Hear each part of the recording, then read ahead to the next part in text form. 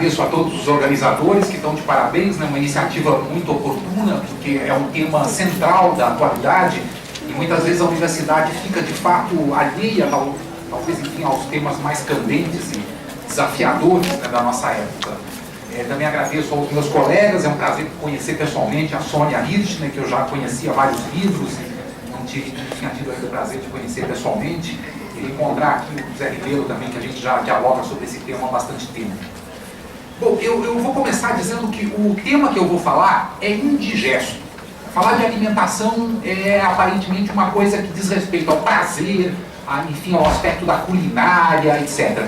Mas antes de falar desse aspecto prazeroso, digamos assim, até hedonista, porque é o prazer mais democrático, mais abundante, talvez mais estruturante da própria interação dos organismos vivos com a natureza, não só do homem, mas antes de falar nesse aspecto prazeroso, vital da alimentação, é preciso que a gente identifique que a alimentação está hoje no centro da crise contemporânea. A gente vive uma crise que não é apenas a crise financeira de 2008 ou uma crise econômica ligada à recessão dos principais países da Europa, etc. A natureza da crise que a gente vive é uma natureza de uma crise civilizatória. E essa crise está ligada àquilo que, enfim, alguns autores chamam, eu gosto de juntar essas duas palavras, que é uma crise de pleonexia autotélica. É um jeito assim um pouco talvez um pouco castiço, digamos assim, um pouco coloquial, de falar da produção excessiva da abundância. Pleonexia é o excesso. É aquilo que se opõe, inclusive, como distúrbio alimentar, à noção de anorexia. Então, pleonexia é o excesso. E autotélico significa que tem o seu telos, a sua finalidade, em si mesma. Então, a ideia da acumulação de valor na produção da economia contemporânea não é voltada à satisfação de necessidades, mas a uma espécie de alavancamento perpétuo da própria progressão geométrica dessa produção pela produção. E o que significa isso? Significa que se deu uma ruptura no metabolismo socionatural, socioambiental, se deu uma ruptura no metabolismo da humanidade com os seus recursos de subsistência. A palavra metabolismo surgiu no século XIX, a partir dos estudos da biologia, e vai identificar a existência de um mecanismo de troca que ocorre no âmbito celular. Depois vai se estender essa ideia de um mecanismo de troca celular para o conjunto dos ecossistemas. Então a troca não é apenas fisiológica dentro de um organismo, mas é uma troca entre organismos em um determinado ecossistema. A palavra vem do grego e ela vai ser usada por Marx para identificar a natureza insustentável da produção capitalista e particularmente da produção capitalista no campo agrícola. O Marx vai identificar desde o século XIX, meados do século XIX, a origem dessa ruptura do metabolismo da sociedade com a natureza. Em alemão, essa palavra é Stoffwechsel. Stoffwechsel significa mais ou menos a troca das coisas. E é a ideia de que o metabolismo significa um processo de trocas entre organismos ou no interior dos próprios organismos. O Engels dizia que é a troca orgânica da matéria. Seria, portanto, a noção da interação entre um organismo e um meio. Seria a noção dos processos regulatórios. Pode-se falar, em alguma medida, em metabolismo industrial, como vai ser dito, mas a noção do metabolismo socioambiental está governada pela ideia de que a produção capitalista extensiva no campo agrícola vai comprometer as condições da reposição das condições de fecundidade do solo.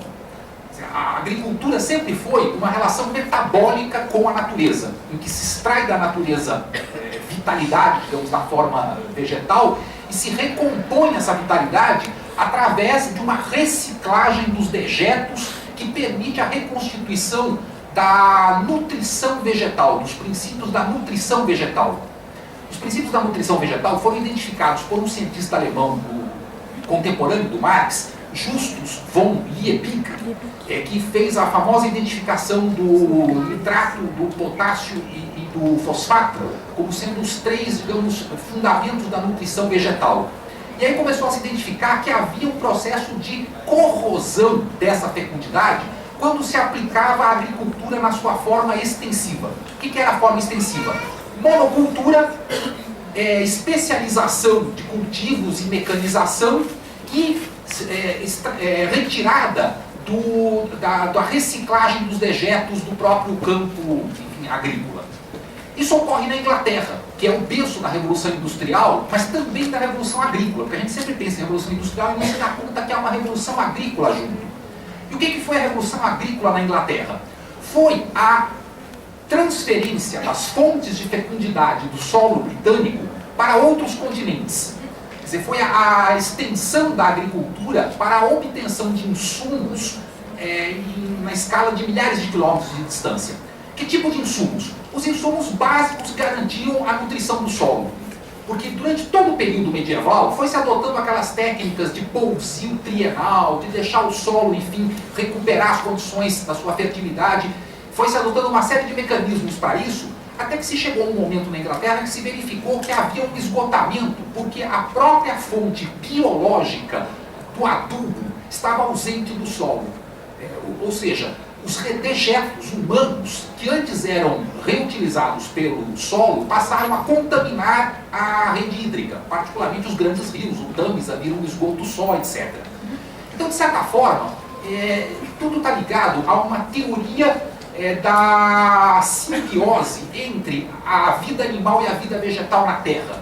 É um tema que o James Lovelock, aquele autor que escreveu o famoso A Hipótese de Gaia, depois A Vingança de Gaia, etc., um dos expoentes da própria teoria de Gaia como sendo, enfim, a Terra no seu conjunto como um único ecossistema vital, né, biológico, etc., ele tem uma frase muito curiosa, que parece até anedótica, que ele diz: talvez os animais façam xixi por razões altruístas, porque sem o fornecimento de derivados de amônia da urina dos animais, não teria havido as condições de nitrogênio necessário para o florescimento da vegetação.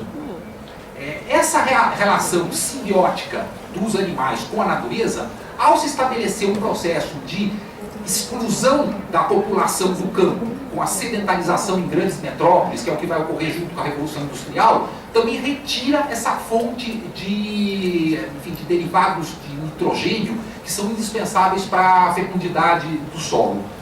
Com o esgotamento da fecundidade do solo, vai se buscar insumos em outros continentes. O primeiro deles é, curiosamente, aquele que permite a existência dos fosfatos, que vão ser ossos. Então vai haver uma corrida para se buscar ossos para se exportar para a Inglaterra para se repor no solo inglês. Tem inclusive episódios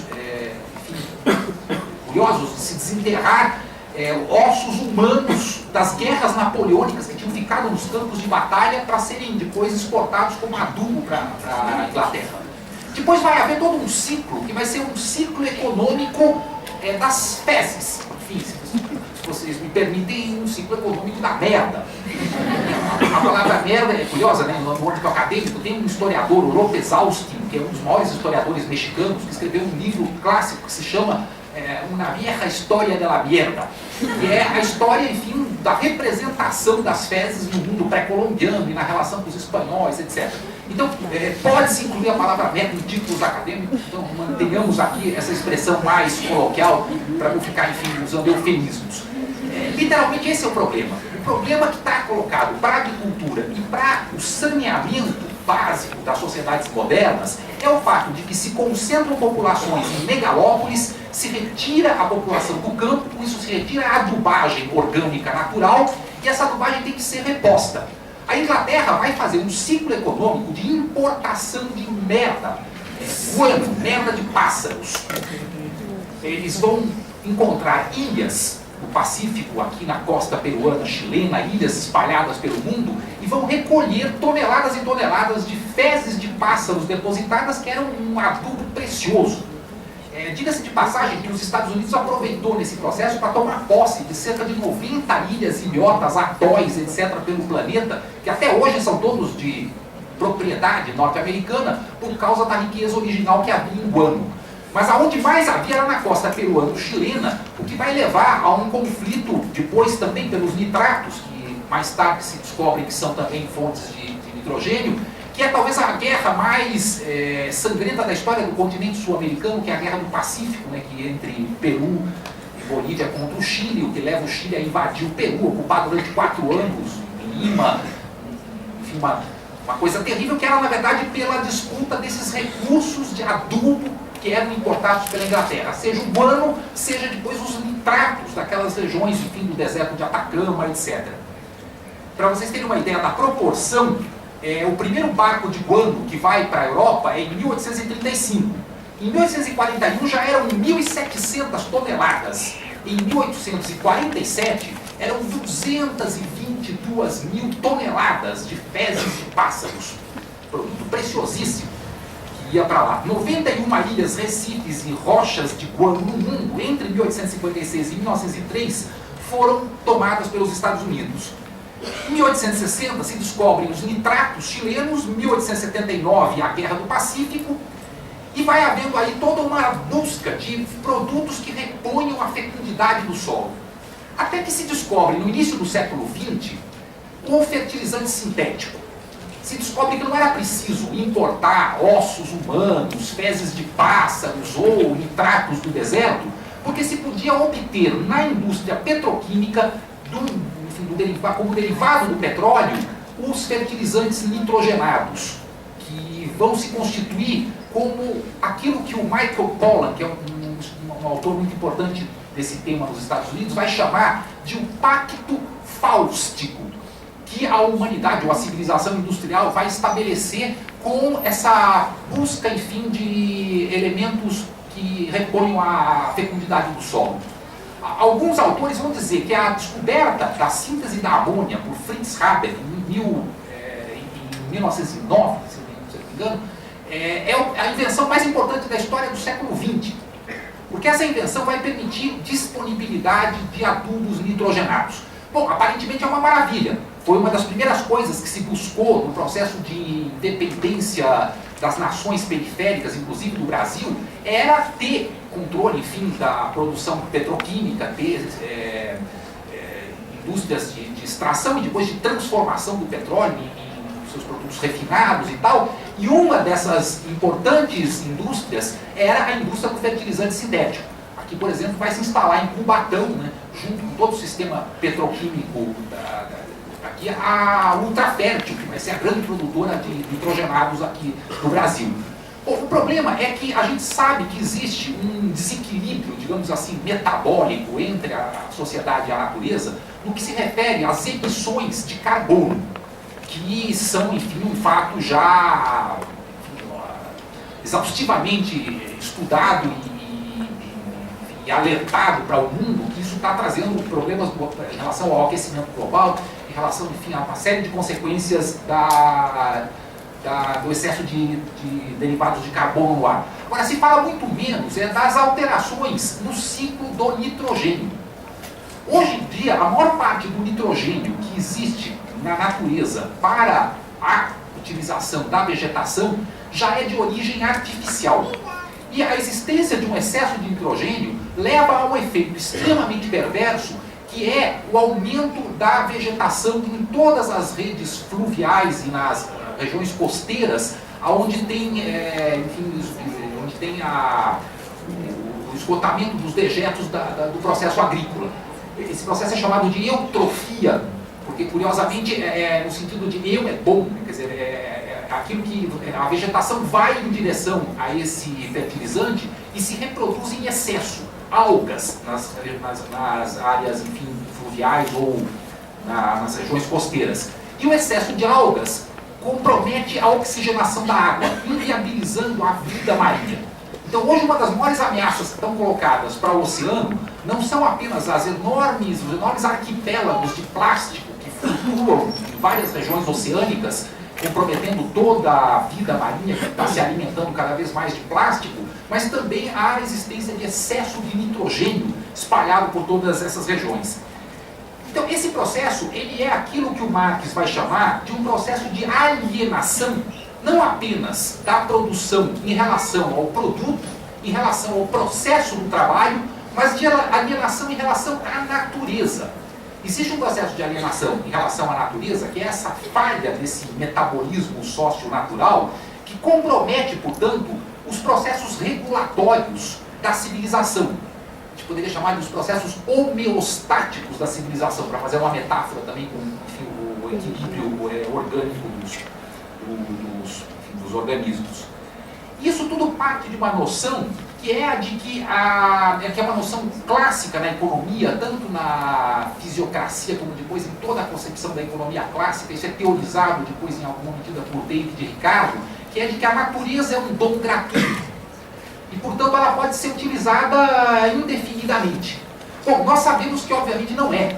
A natureza, nem o ar, nem a água, nem o estoque genético das espécies são simplesmente dons gratuitos, mas são também esferas hoje de reprodução ampliada do processo de exploração capitalista, que tem essa, digamos assim, essa característica que a gente poderia chamar de viciosa, que é literalmente compulsiva em si mesmo, que é de expansão da acumulação pela própria acumulação.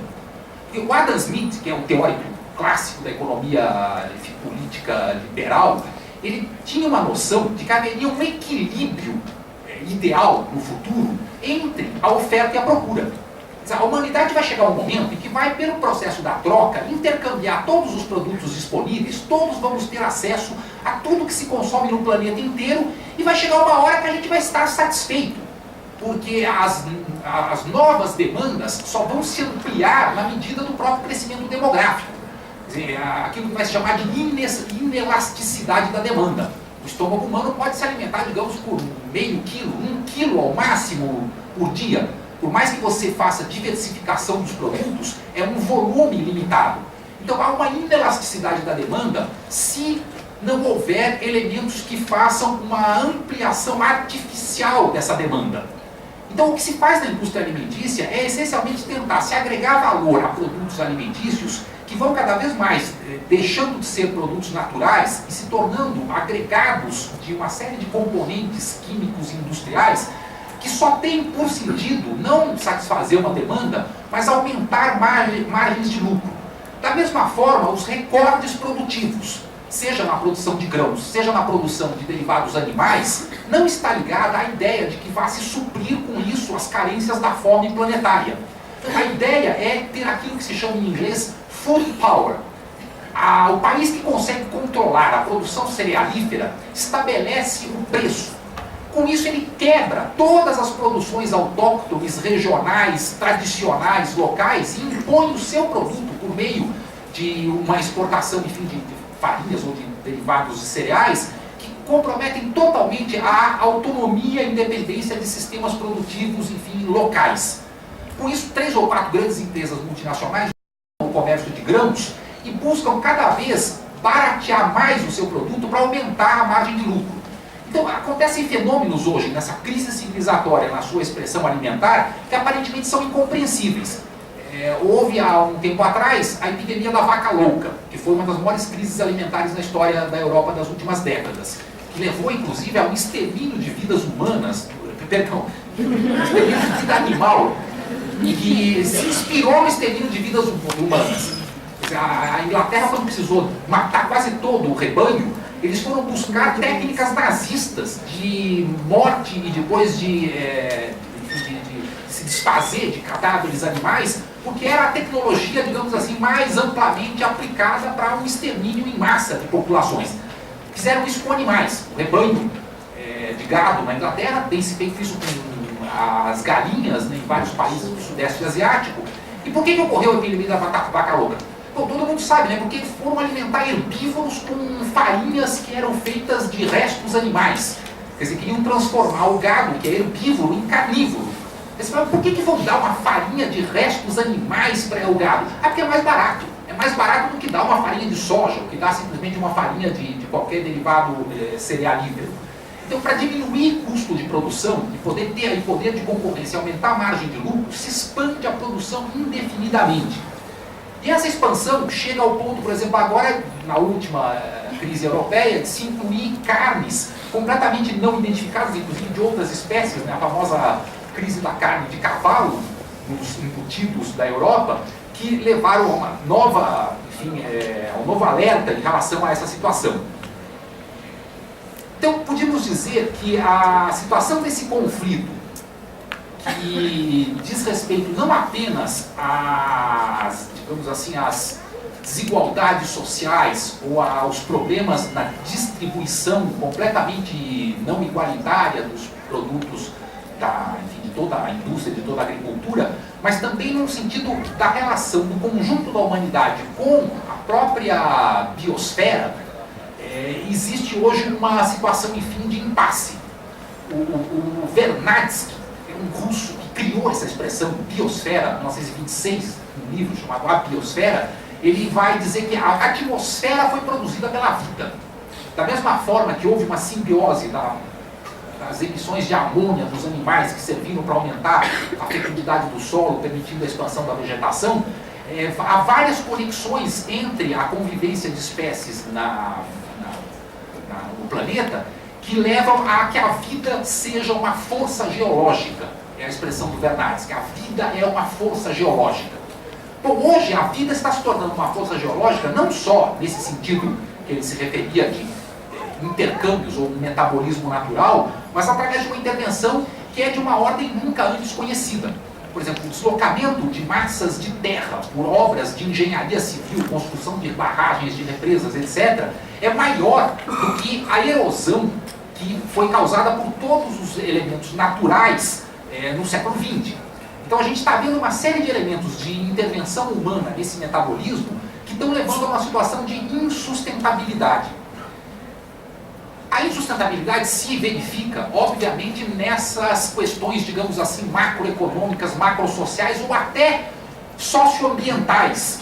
Mas também se verifica no nível mais psicológico, no nível, digamos assim, da esfera do consumo, num âmbito que seria das mentalidades, no âmbito das atitudes.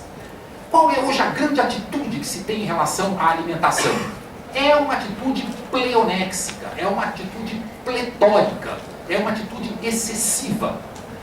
As autoridades em todos os países, em particular na União Europeia, vêm indicando já há vários anos que o maior problema de saúde pública da humanidade, dos países abastados, dos países centrais, é a obesidade, é a diabetes, é problemas cardiovasculares ligados a padrões dietéticos inadequados. Recentemente eu fiquei sabendo, por exemplo, que o México é o país do mundo que mais consome refrigerante, 190 litros por habitante por ano.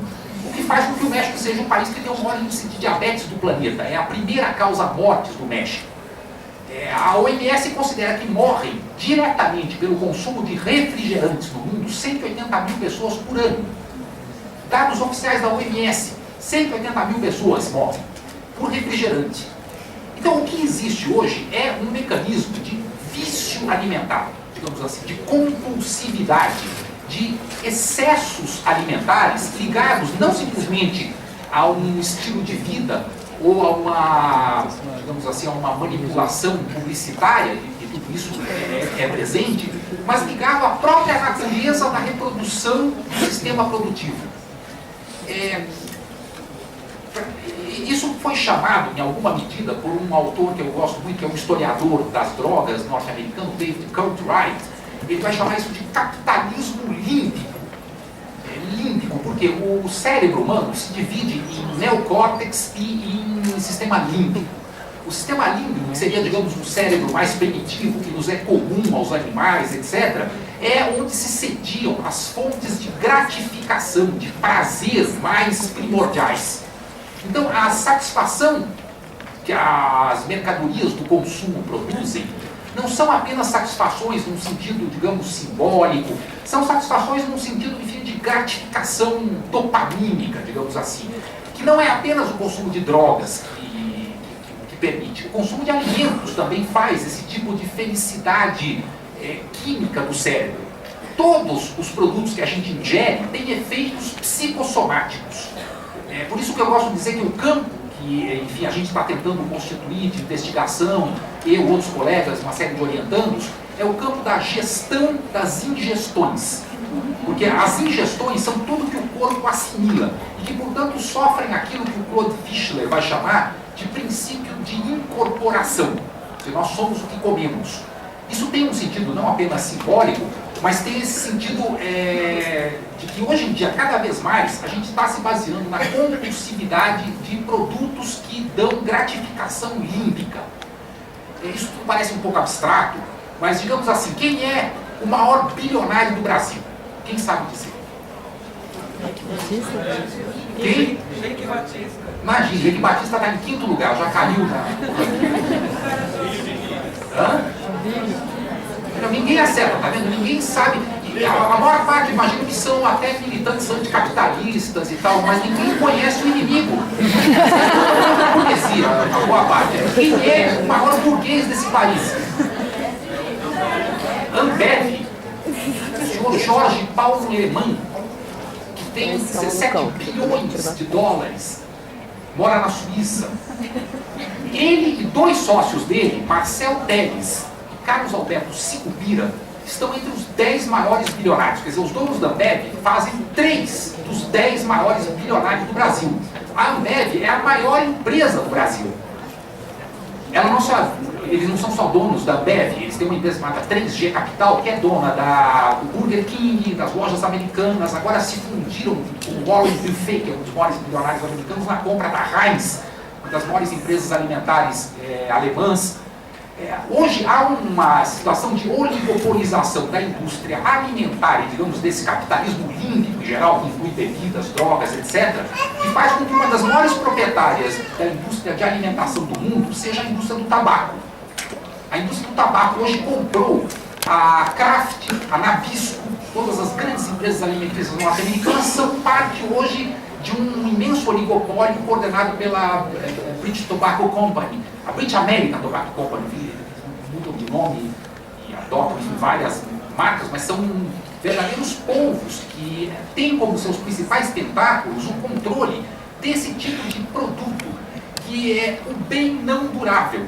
O bem não durável a gente não usa, a gente consome. Você compra uma roupa, ela dura 1 ano, as minhas duram 20, 30, mas as pessoas, enfim, compram coisas que duram um bom tempo.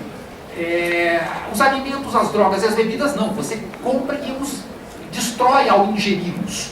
Então esse processo de consumo destrutivo, digamos assim, dos produtos que são ingeridos, faz com que essa indústria tenha uma imensa potencialidade de ficar cada vez repondo mais os bens, enfim, que vão sendo destruídos no seu próprio consumo. Esse capitalismo límbico, obviamente, ele não é governado, e eu concluo com essa ideia, porque o tempo se esgotou, ele não é governado pela ideia digamos assim, do equilíbrio, com a ideia que seria aquele ideal ético clássico. Eu escrevi o meu último livro tratando disso na relação com as bebidas, que é o ideal da temperança. A temperança era a moderação, a morigeração, a parcimônia, o equilíbrio, o caminho do meio, meden ardan, em grego. Era uma ética que dizia respeito não só à convivência entre os homens na sociedade, mas também à relação metabólica dos homens com a natureza. É esse ponto de equilíbrio, é essa ideia de temperança que está sendo completamente subvertida por uma dinâmica de acumulação totalmente sem limites, de acumulação autotélica que não busca satisfazer necessidades, mas aumentar volumes de produção, diminuindo custos de produção, e por isso se produz e se joga fora depois. A indústria do leite na Europa, toda ela para ser destruída, porque enfim, esse elemento perdulário se incorpora à própria dinâmica sistêmica. E o resultado disso é uma sociedade completamente dependente de uma série de produtos, num sintoma que há uma tendência a se demonizar como sendo exclusivo das drogas, como se o problema da sociedade fosse um vício nas drogas, no crack, na maconha, no sei lá o que é o grande fantasma. O vício é em qualquer ingestão. O vício é em todas as ingestões. A sociedade está sendo educada para se tornar cada vez mais pleonéxica, mais pletórica, mais excessiva. Então, esse metabolismo da natureza também está significando o comprometimento da própria saúde coletiva, da saúde individual e dos modelos, enfim, éticos de temperança que foram suplantados por um consumismo, por uma compulsividade, que é o que, enfim, explica que a gente viva uma civilização que convive com a fome em regiões periféricas ou em bolsões de miséria nos centros urbanos e uma imensa população abastada que tem como seu principal problema de saúde a exuberância excessiva do seu consumo. Bom, eu concluo, depois do debate a gente pode, enfim, tentar esclarecer mais algumas das ideias que tenham ficado um pouco claras. Obrigado.